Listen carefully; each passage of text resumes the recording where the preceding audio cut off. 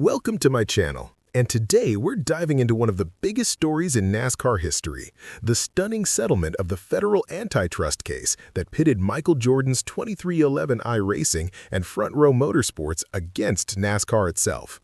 After months of tension, 8 days of courtroom drama, and testimony that exposed the inner workings of the sport, NASCAR has officially agreed to give teams the permanent charters they've been fighting for. This moment didn't just end a lawsuit, it changed the future of the sport. The drama began long before this trial. NASCAR's charter system, introduced in 2016, guaranteed 36 teams entry into every Cup Series race and access to revenue.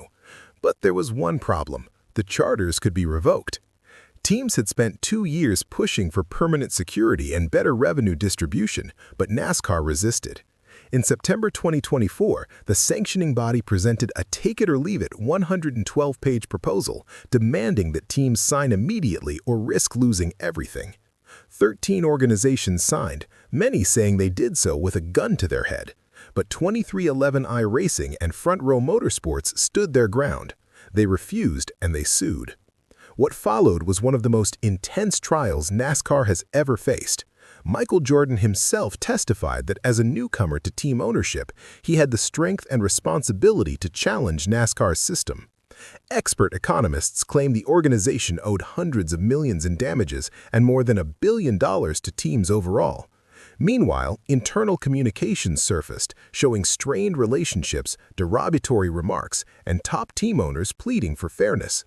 It became clear the case wasn't just about money, it was about power, transparency, and the future structure of the sport. And then, on day 9 of the trial, everything changed. Early in the morning, both sides asked the judge for a private meeting. After hours of closed-door discussions, they returned to the courtroom with breaking news: a settlement had been reached. NASCAR had agreed to make charters permanent for every team, the very thing they once claimed they would never do. Jordan, NASCAR chairman Jim France, Denny Hamlin, Curtis Polk, and Front Row's Bob Jenkins appeared together outside the courthouse, celebrating the deal shoulder to shoulder. Jordan emphasized that synergy and progress were the only way forward, saying that both sides finally used level heads to put the sport above personal battles. France echoed the sentiment, admitting that the dispute had become a distraction from what they all truly care about: racing. Even veteran owners like Rick Hendrick and Roger Penske praised the outcome, calling it a massive step towards strengthening the sport's future.